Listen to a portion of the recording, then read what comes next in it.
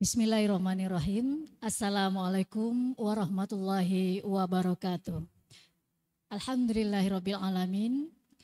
Bersyukur kita kepada Allah Subhanahu wa taala pada kesempatan hari yang berbahagia ini kita kembali berjumpa dalam program menanti waktu berbuka puasa dalam konsep dialog interaktif Syiar Ramadan 1445 Hijriah, Badan Amil Zakat Nasional Kabupaten Bengkalis bekerja sama dengan Masjid Agung Bengkalis dan disiarkan secara langsung melalui Radio Republik Indonesia Bengkalis di frekuensi 90,6 MHz.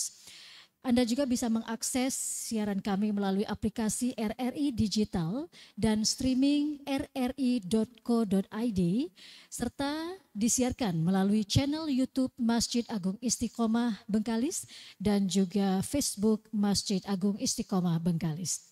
Tak lupa selawat beriring salam kita senantiasa sampaikan kepada Nabi junjungan alam, Nabi besar Muhammad Sallallahu Alaihi Wasallam dengan ucapan Allahumma sholli ala Sayyidina Muhammad wa ala alihi Sayyidina Muhammad. Saudara pendengar kaum muslimin muslimat, para jamaah Masjid Agung Istiqomah Bengkalis, para pemirsa channel YouTube Masjid Agung Bengkalis serta para pendengar setia RRI Bengkalis yang kami muliakan. Alhamdulillah pada kesempatan hari yang berbahagia ini kita akan lanjutkan kajian kita pada sore hari ini yaitu mengenai zakat tanda cinta Allah dan cinta sesama.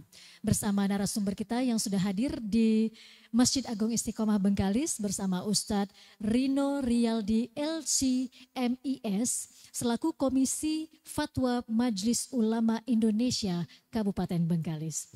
Assalamualaikum Ustadz. Waalaikumsalam warahmatullahi wabarakatuh. Alhamdulillah sehat Ustadz ya? Alhamdulillah sehat.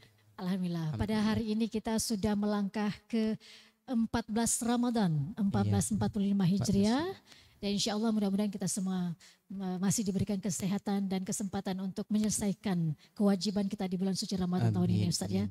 Dan yang terpenting juga Ustadz, kajian kita pada sore yang berbahagia ini terkait zakat tanda cinta Allah dan cinta sesama. Nah mungkin di antara kita ingin menggali lagi ilmu, memperdalam ilmu kita mengenai zakat itu selain bisa membersihkan harta, tetapi dengan berzakat juga kita semakin meningkatkan cinta kita kepada Allah dan juga cinta kepada sesama. Silakan Ustadz untuk menyampaikan kajian pembuka kita pada sore ini, silakan. Baik, bismillahirrahmanirrahim. Assalamualaikum warahmatullahi wabarakatuh. Assalamualaikum warahmatullahi wabarakatuh. Alhamdulillahi wa kafa wa nusalli wa nusallim ala habibina Muhammadil Mustafa wa ala alihi wa ashabihi ahlut tuqa wal wafa. Asyhadu an la ilaha illallah wahdahu la syarika lah wa asyhadu anna Muhammadan abduhu wa rasuluh la nabiyya ba'dah. Allahumma salli ala Sayyidina Muhammad wa ala ali Sayyidina Muhammad. Para pemirsa dimanapun berada, hadirin hadirat yang dimuliakan Allah Subhanahu wa ta'ala, untuk memulai kajian kita pada sore yang berbahagia ini, marilah kita bersyukur kehadirat Allah Subhanahu wa ta'ala atas segala apa yang Allah anugerahkan kepada kita. Nikmat iman, nikmat Islam, dan nikmat kesempatan. Dan yang paling utama adalah Allah berikan kita nikmat kekuatan sehingga kita bisa menunaikan ibadah-ibadah yang disyariatkan Allah Subhanahu wa ta'ala pada bulan Ramadan ini. Kaum muslimin, muslimat dimanapun berada, sebagaimana tema kita pada sore yang berbahagia ini yaitu zakat tanda cinta Allah dan cinta sesama. Sebelum itu saya ingin menjelaskan terlebih dahulu yaitu berkaitan dengan pengertian zakat. Mungkin sebelumnya narasumber sebelumnya sudah menjelaskan. Zakat secara bahasa itu artinya suci. Zakat juga berarti tambah. Zakat juga bisa berarti berkah. Zakat juga bisa berarti tumbuh. Sedangkan secara istilah zakat yaitu mengeluarkan bahagian tertentu daripada harta kita untuk kita serahkan kepada orang-orang yang berhak menerimanya. Dalam istilahnya adalah mustahik. Ya, itu pengertian tentang zakat. Kemudian zakat tentunya di dalam agama kita disebut sebagai rukun Islam. Rukun Islam ini adalah pondasi yang paling penting di dalam agama. Ada 5. Nah, yang pertama syahadat, yang kedua salat, yang ketiga zakat, yang keempat puasa Ramadan, yang kelima haji ke Mekah bagi orang-orang yang mampu. Hal ini disebutkan dalam hadis Rasulullah sallallahu alaihi wasallam, bunyal Islam ala khamsin. Syahadatu an la ilaha illallah wa anna Muhammadar Rasulullah wa iqamis salah wa itaiz zakah wa shaum Ramadan wa hajjul baitul haram man istata'a ilaihi sabila. Jadi pondasi utama ini apabila salah satu kita tinggalkan, maka runtuhlah agama kita. Para pemirsa dimanapun berada, zakat yang diwajibkan ke atas kita memiliki 2 dimensi. Dimensi horizontal dan dimensi vertikal. Dimensi vertikal yaitu hubungan kita dengan Allah Subhanahu wa taala. Jadi ketika kita melaksanakan, menunaikan zakat, maka kita telah menaati Allah Subhanahu wa taala, berhubungan dengan Allah taala. Kemudian dimensi horizontal. Dimensi horizontal ini adalah hubungan kita dengan sesama manusia.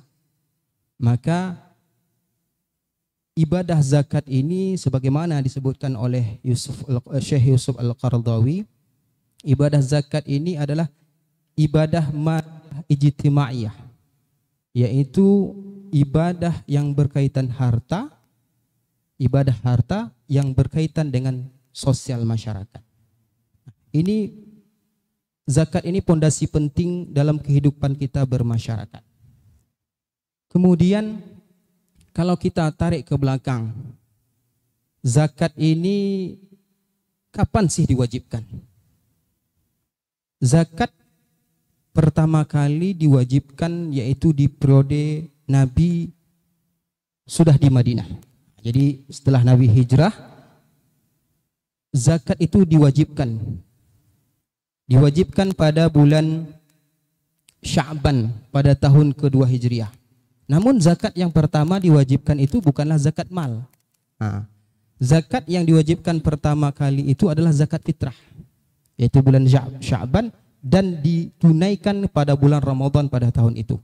Jadi pada tahun kedua Hijriah itu ada beberapa ibadah yang diwajibkan oleh Allah Subhanahu wa taala, yaitu zakat fitrah, dan juga pada periode itu, pada tahun itu puasa Ramadan juga diwajibkan oleh Allah Subhanahu wa taala. Kemudian zakat mal ini kapan diwajibkan? Disebutkan oleh ulama, zakat mal ini juga diwajibkan pada tahun kedua Hijriah, yaitu pada bulan Syawal. Jadi rentetan ibadah zakat, ya, pertama adalah zakat fitrah yang kita lakukan pada bulan Ramadan. Kemudian bulan puasa sendiri disyariatkan pada Ramadan pada tahun itu, dan juga zakat mal. Jadi zakat itu ada 2, ya, zakat fitrah dan zakat mal.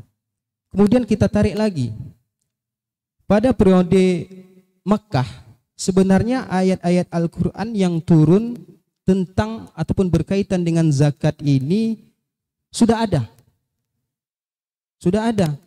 tetapi zakat belumlah seperti mana ketika periode Madinah. zakat, infak dan sedekah sebagaimana yang disebutkan di dalam Al-Qur'an. Al-Qur'an merumuskan bahwasanya orang-orang kaya itu wajib memberi makan orang miskin dan menyuruh makan orang miskin. Kemudian wajib mengeluarkan rezeki yang Allah berikan kepadanya. Jadi kata-kata dalam Al-Quran berkaitan dengan zakat, infak dan sedekah. Kemudian wajib memperhatikan ataupun memberi hak orang-orang yang meminta-minta. Memberi hak orang miskin, memberi hak orang-orang yang terlantar dalam perjalanan. Dan juga ada ayat yang berkaitan dengan zakat. Jadi ayat-ayat zakat ini pada periode Madinah itu sudah ada. Namun kewajibannya disebutkan oleh ulama pada periode Madinah. Zakat ataupun perintah untuk mengeluarkan harta ketika di periode Madinah, periode Mekah itu adalah ternyata untuk menumbuhkan kesadaran bagi orang-orang muslim, bagi orang-orang mukmin yang ketika itu awal-awal Islam itu ya banyak cobaan dalam kehidupan mereka, harta mereka dirampas, kehidupan mereka tidak nyaman. Namun Allah tetap menyuruh umat Islam pada waktu itu untuk memperhatikan orang-orang yang tidak mampu, orang-orang yang terlantar. Bahkan Allah memberi ancaman bagi orang-orang yang tidak mau mengurus orang-orang yang terlantar, orang-orang miskin, maka Allah memberikan ancaman. Nah, periode Mekah ini juga ketika muncul kesadaran dalam memerhatikan saudara-saudara yang miskin, saudara-saudara yang berkekurangan harta, maka ketika pada periode Madinah umat Islam sudah berkumpul di Madinah, mereka sudah mampu secara ekonomi, sudah kuat secara ekonomi, beribadah pun sudah mudah, maka turunlah syariat mewajibkan mereka untuk mengeluarkan zakat, yang mana zakat kriterianya itu sudah ditentukan oleh Allah Subhanahu wa taala. Berbeda dengan ketika periode Mekah tadi. Ketika periode Mekah memang zakat sudah dianjurkan, tapi sifatnya anjuran. Belum ada istilah nisabnya, belum ada haulnya. Jadi masih bersifat anjuran, masih disuruh memperhatikan saja, beri makan orang-orang miskin. Bahkan disebutkan dalam ayat Al-Qur'an, wa fi amwalihim haqqun lis-sa'il wal mahrum. Dan di dalam harta-harta mereka, maksudnya adalah harta-harta orang-orang kaya itu terdapat haknya orang-orang yang meminta-minta dan orang-orang yang tidak kekurangan. Kalau kita bicara hak, kita bekerja, contohnya kita bekerja, hak kita adalah untuk mendapatkan gaji. Yang wajib memberi gaji itu adalah bos kita. Jadi kalau kita samakan haknya orang miskin itu, jadi hak itu bukanlah suatu sumbangan ataupun hadiah, maka itu suatu kewajiban yang harus ditunaikan, yang harus diberikan oleh orang kaya kepada orang-orang miskin. Nah, kemudian ke tema kita, ya, Allah Subhanahu wa taala itu cinta terhadap orang-orang, sayang terhadap orang-orang yang menunaikan harta, yang memberikan hartanya kepada orang-orang yang berhak menerimanya. Ternyata ada hikmah di sebalik itu. Kenapa? Yang pertama, Allah ingin menyucikan orang-orang yang menunaikan zakat itu daripada dosa-dosa. Nah, ya, dengan berzakat maka dosa-dosa kita akan diampuni oleh Allah Subhanahu wa taala, akan disucikan oleh Allah Subhanahu wa taala. Allah sayang kepada orang berzakat, maka tunaikanlah zakat sehingga nanti orang-orang yang berzakat akan dibersihkan dosa-dosanya daripada Allah Subhanahu wa taala. Oke. Selanjutnya, Allah sayang kepada orang-orang, Allah cinta kepada orang-orang yang menunaikan zakat. Allah ingin membersihkan hati orang-orang yang menunaikan zakat itu daripada sifat bakhil. Karena manusia itu tabiatnya kikir. Manusia itu tabiatnya bakhil. Maka Allah Subhanahu wa taala mewajibkan zakat supaya orang-orang yang memang tabiat kita itu kikir, tabiat kita itu bakhil, dengan berzakat akan menciptakan jiwa-jiwa ataupun orang-orang yang dermawan. Bercerita tentang kikirnya manusia ini, itu dijelaskan oleh Allah Subhanahu wa taala dalam Al-Qur'an, wa kanal insanu qatura, kata Allah, dan manusia itu sangat kikir. Di ayat lain disebutkan wa uhdiratil anfusus syuh, walaupun manusia itu menurut tabiatnya kikir. Sifat kikir inilah yang ingin dihapus, yang ingin dihilangkan oleh Allah Subhanahu wa taala dengan zakat tersebut. Kemudian hikmah lainnya yaitu Allah ingin membersihkan harta kita dengan berzakat. Jadi harta zakat itu, zakat yang kita tunaikan itu adalah tujuannya adalah untuk mensucikan harta kita. Harta kita yang ada hak-haknya orang-orang tidak mampu, maka dengan mengeluarkan zakat kita sudah mensucikan harta. Kemudian Allah juga sayang, cinta kepada orang-orang yang miskin. Ketika diberikan zakat kepada mereka, orang-orang miskin diperhatikan. Bagaimana ketika periode Madinah, periode Mekah awalnya, Allah pada awal-awal Islam saja Allah sudah memperhatikan mereka. Karena miskin itu sunatullah, tidak bisa dipisahkan daripada kehidupan orang, manusia. Maka ketika manusia ataupun orang-orang miskin menerima zakat, itu akan menghilangkan sifat iri, sifat hasad, sifat dengki terhadap orang-orang kaya.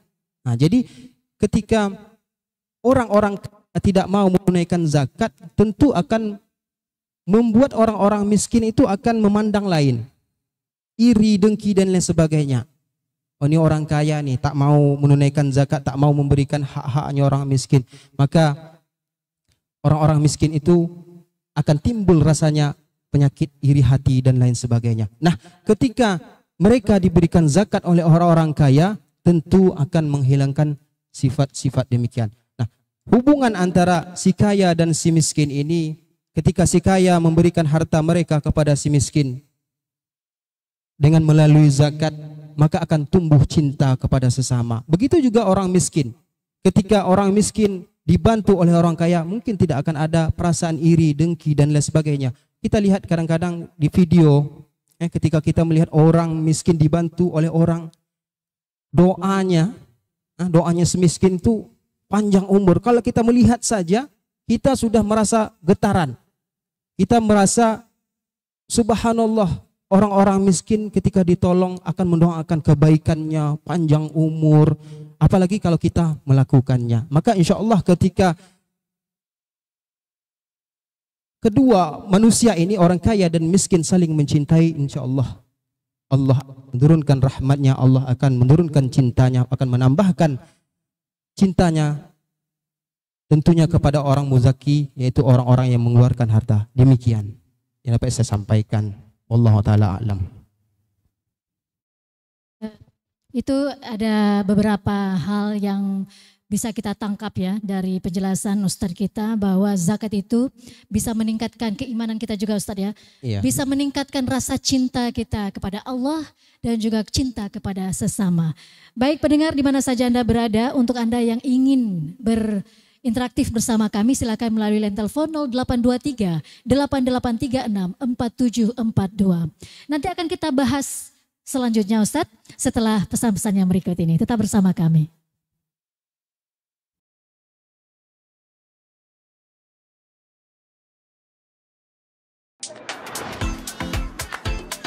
Saatnya level up Ramadanmu bareng BSI Mobile.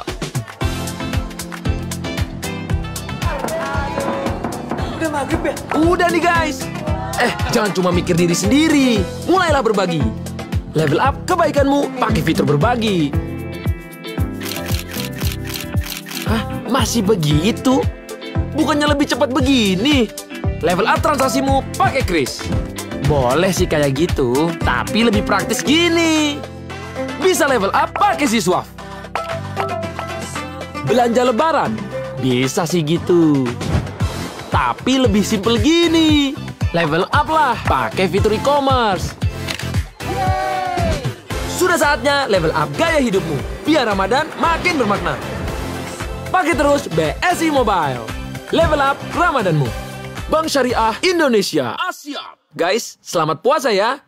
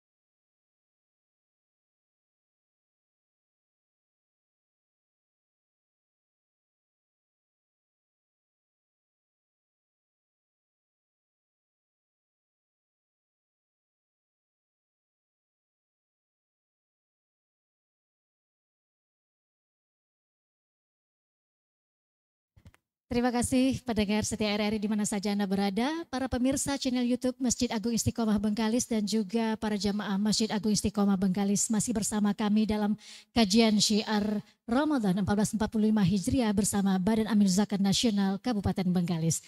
Nah, berbicara masalah zakat ini masih terkait tema kita, yaitu zakat tanda cinta Allah dan cinta sesama.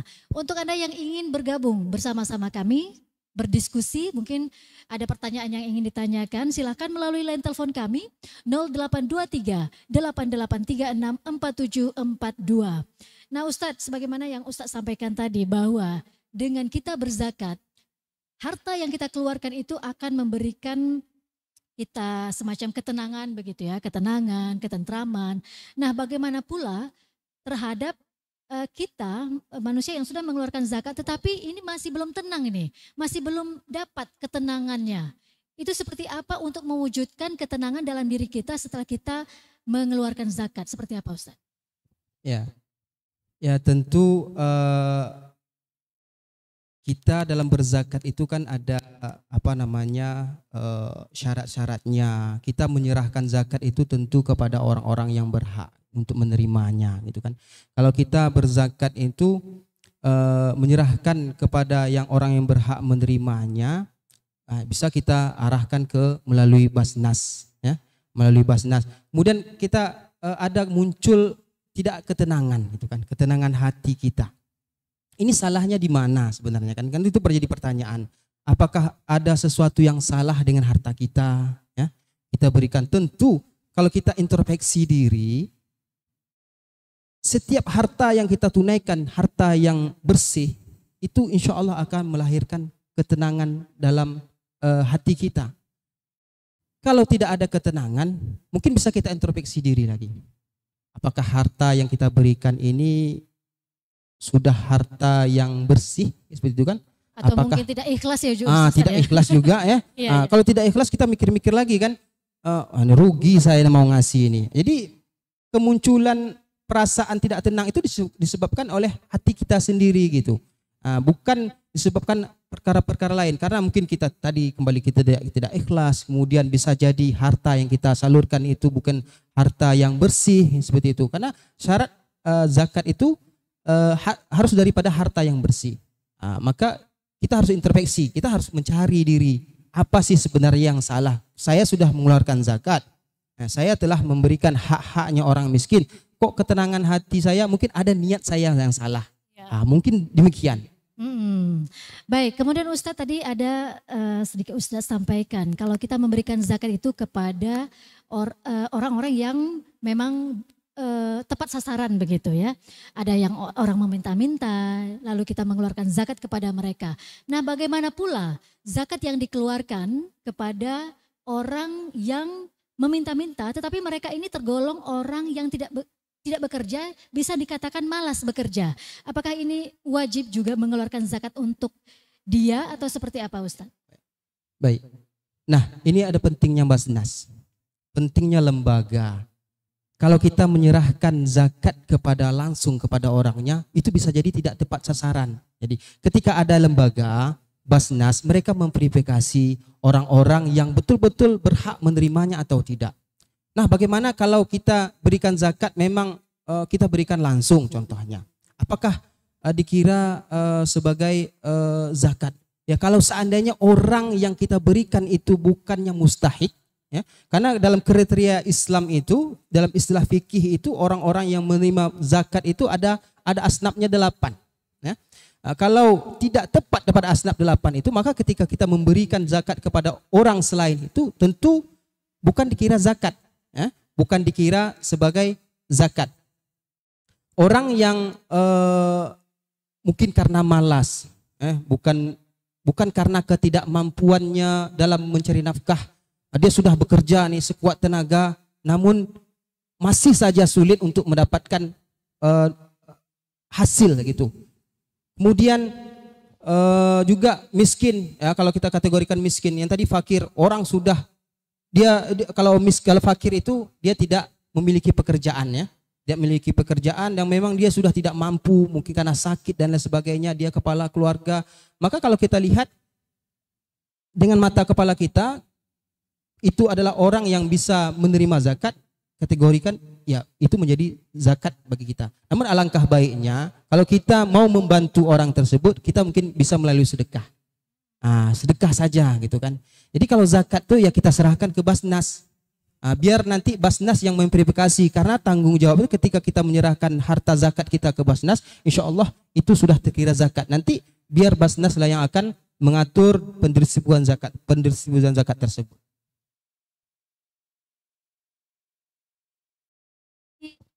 Kalau kita mengeluarkan zakat kepada orang yang tidak tepat ataupun sasarannya tidak tepat seperti itu. Nah, bagaimana dari kualitas amal yang sudah kita lakukan, Ustadz?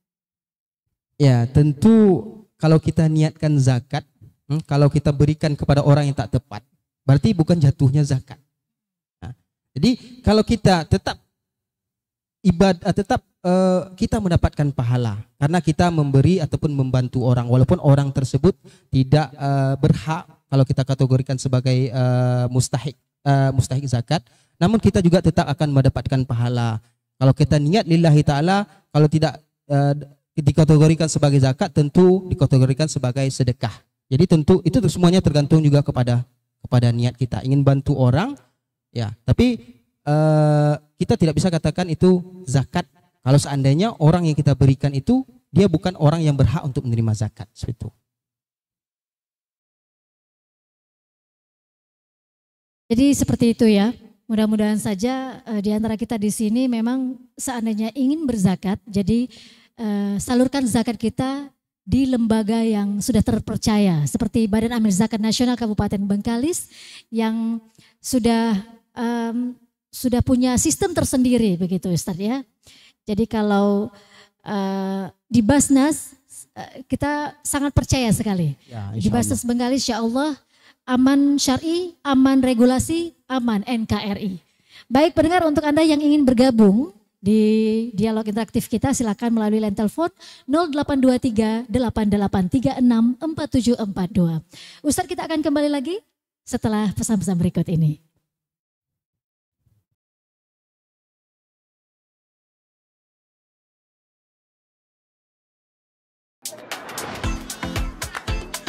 Saatnya level up Ramadanmu bareng BSI Mobile.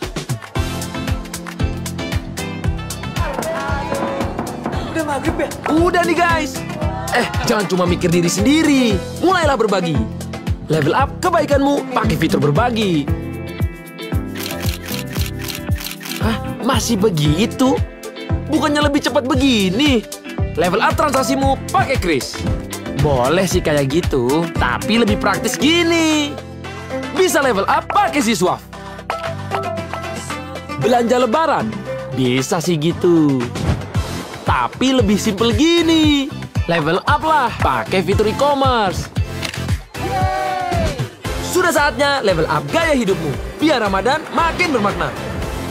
Pakai terus BSI Mobile. Level up Ramadanmu.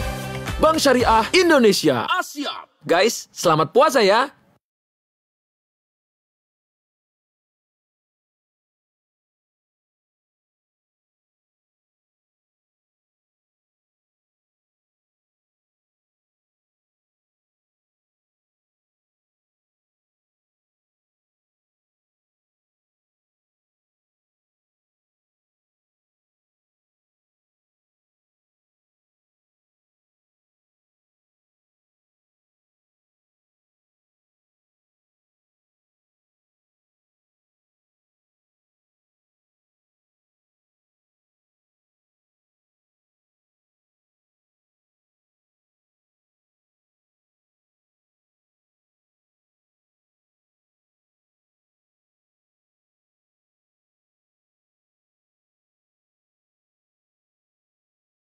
Baik, terima kasih pendengar di mana saja Anda berada, masih bersama kami dalam kajian Syiar Ramadan 1445 Hijriah bersama Badan Amil Zakat Nasional Kabupaten Bengkalis bersama Masjid Agung Istiqomah Bengkalis dan disiarkan secara langsung melalui Radio Republik Indonesia Bengkalis dan juga live Facebook dan YouTube Masjid Agung Istiqomah Bengkalis.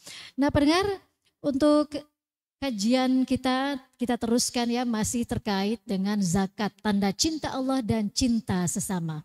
Nah, Ustadz jelaskan juga bahwa kita ketahui memang kalau kita membayar zakat, memberikan zakat artinya muzaki, memberikan kepada mustahik, tentu saja ini akan bisa memberikan kita kesadaran akan kekuasaan Allah Subhanahu wa taala, karena kita dengan meningkatkan cinta dan iman kita kepada Allah Subhanahu wa taala salah satunya dengan cara membayar zakat.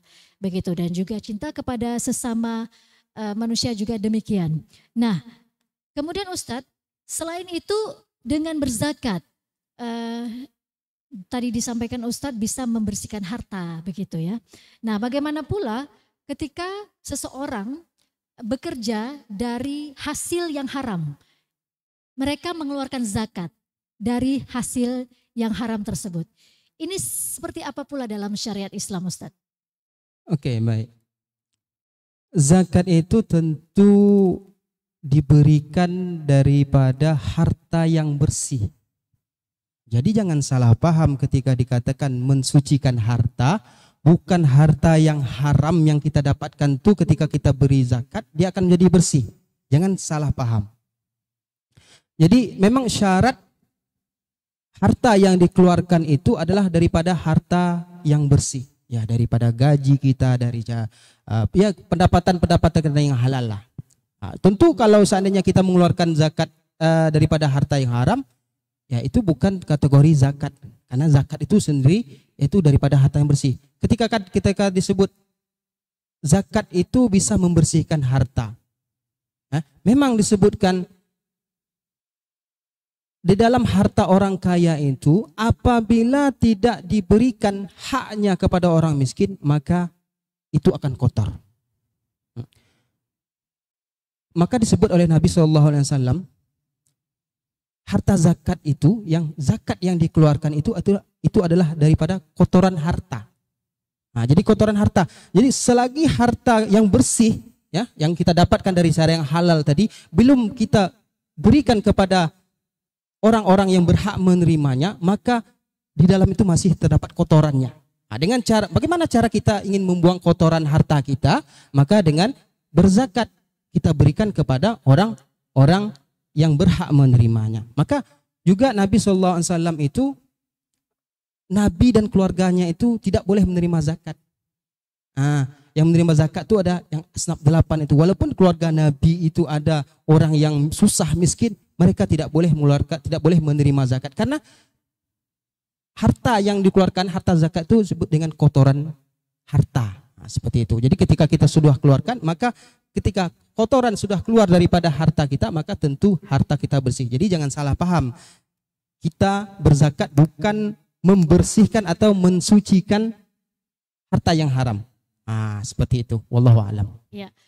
Jadi istilahnya kalau misalkan orang yang punya pekerjaan ataupun punya penghasilan dari hasil yang haram, lalu mereka membayarkan zakat. Artinya apa yang mereka keluarkan itu tidak ada apa-apanya begitu Ustaz? Iya, tidak ada apa-apanya karena ya tadi syaratnya adalah harta yang bersih. Tetapi bagi yang mustahik ini seperti apa? Mereka menerima dari harta yang haram. Baik, ketika macam orang yang mustahik itu kan tidak memberitahu dia, ini harta haram saya kasih kepada mustahik, kan tidak tahu. Ya ketika mereka menerima, yang mustahik menerima, ya mereka juga tidak berdosa.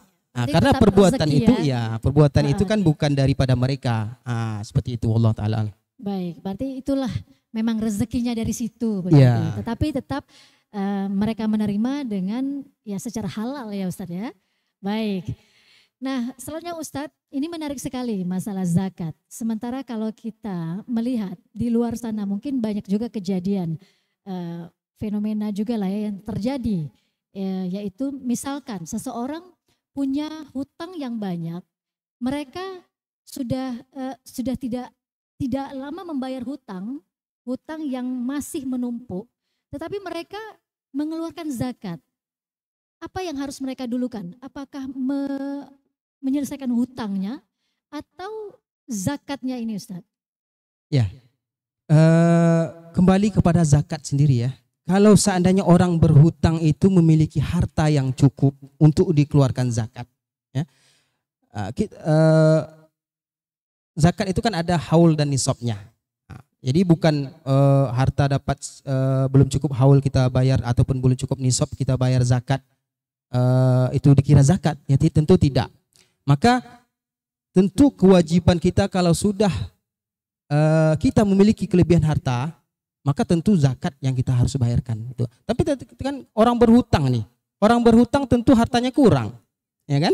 Orang berhutang tentu hartanya kalau dihitung-hitung ya mungkin tidak cukup zakat, maka tentu kalau ketika dia memiliki rezeki, dia harus utamakan dulu hutangnya gitu.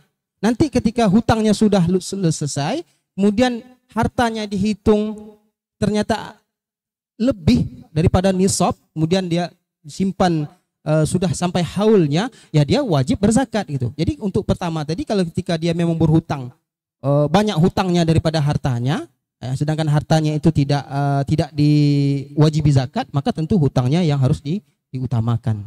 Demikian. Oke, baik. Itu dia. Berarti begitulah pentingnya zakat ini Ustaz ya. Berarti kita ini harus pandai-pandai Ustaz ya untuk memilah-milah, misalkan untuk membayar utang sudah ada pos-posnya. Untuk zakat kita utamakan zakatnya dulu begitu Ustaz ya. Yang penting sudah sampai nisabnya, sudah sampai haulnya. Seperti itu. Baik. Terima kasih Ustaz. Sama-sama. Apa yang disampaikan tadi mudah-mudahan menjadi amalan bagi kita untuk kehidupan sehari-hari. Tapi sebelum kita mengakhiri dialog kita, kami persilakan pada Ustadz untuk menyampaikan kesimpulan sebagai closing statement kita sore hari ini. Ya, seperti disampaikan di awal tadi bahwasanya zakat itu memiliki dimensi horizontal, dimensi vertikal dan dimensi horizontal.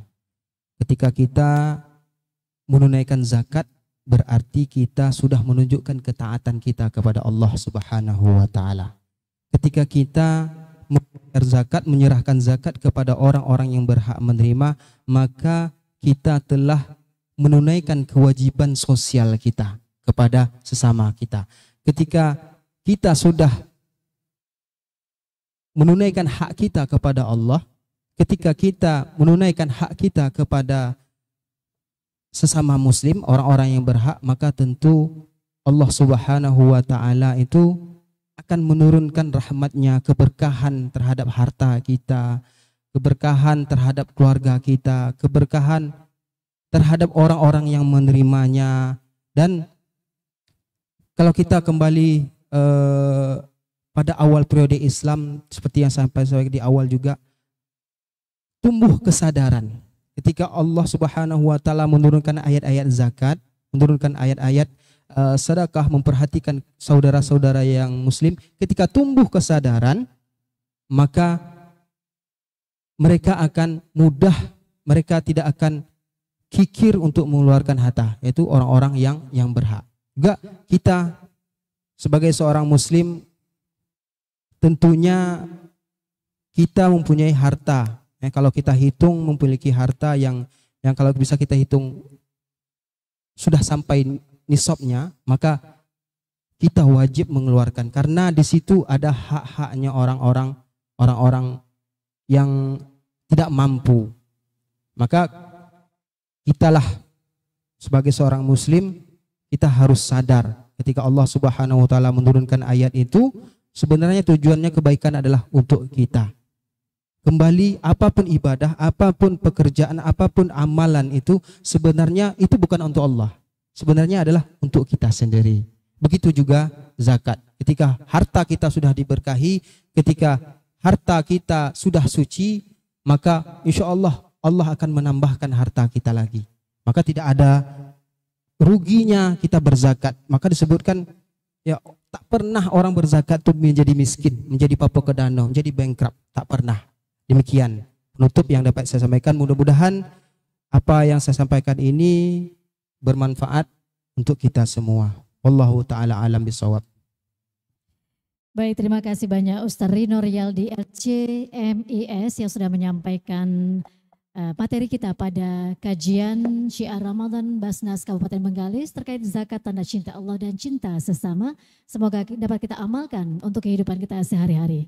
Baik, saudara pendengar, kaum muslimin muslimat yang kami muliakan, untuk selanjutnya di sela-sela kita menantikan waktu masuknya waktu berbuka puasa pada sore hari ini, kita akan dengarkan terlebih dahulu pembacaan ayat-ayat suci Al-Quran oleh qori kami. Kami silakan.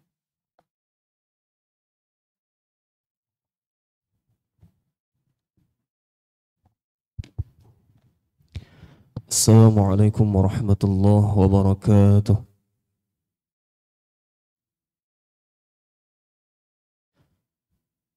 A'udzu billahi minasy syaithanir rajim.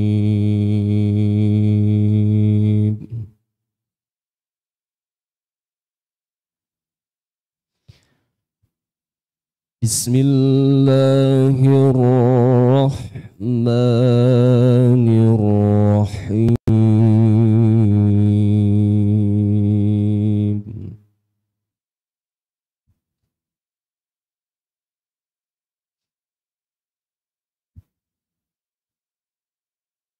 Qala ya iblis malaka alla takuna ma'as sajidin.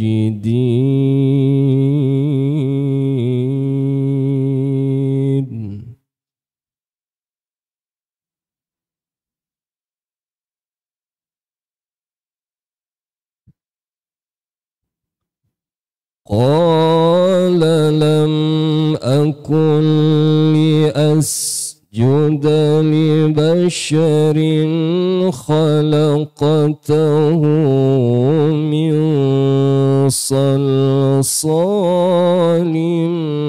من حمأ مسنون.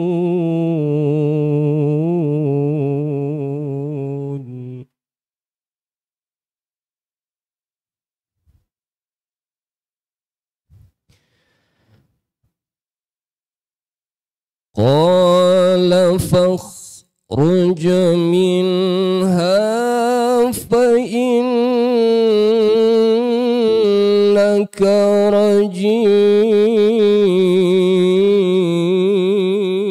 رجيم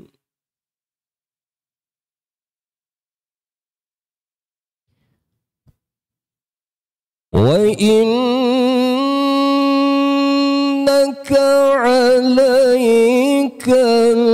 اللعنة إلى يوم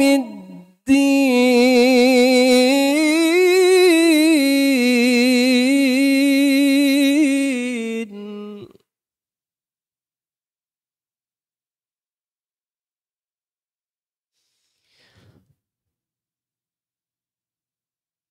قال رب فأنظرني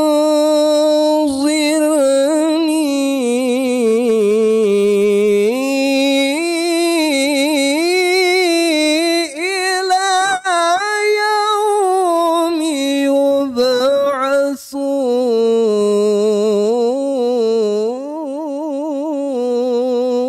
يبعثون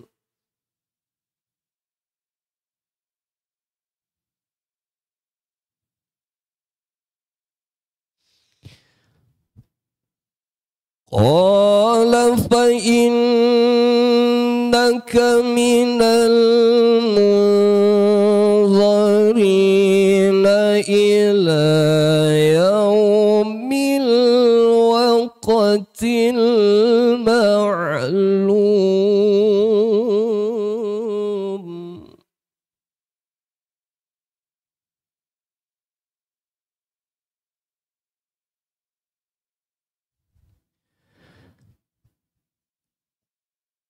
قال رب بما أغويتني لأزينن لهم في الأرض ولأغوينهم أجمعين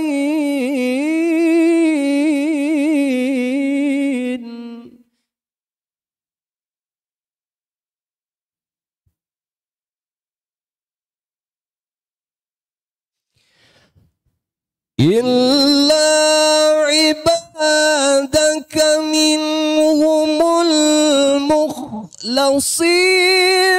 قال هذا صراط علي مستقيم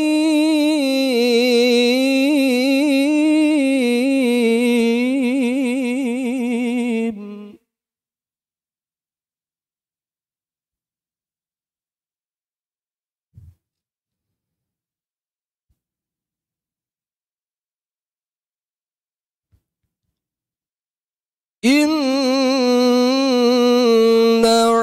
عبادي ليس لك عليهم سلطان إلا من اتبعك من الغاوين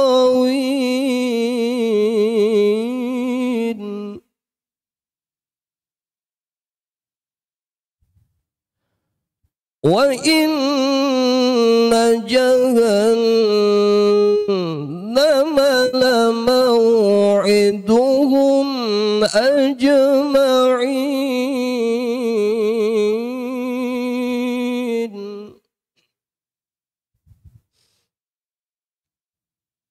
لها 7 أبواب لكل باب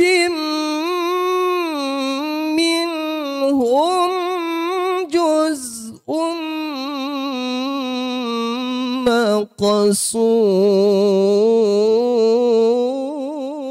مقسوم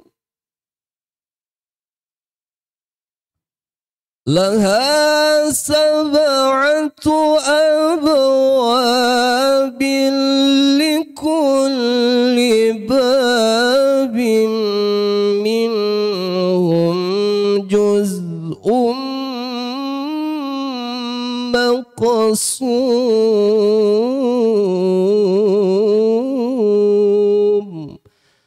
Sadaqallahul azim.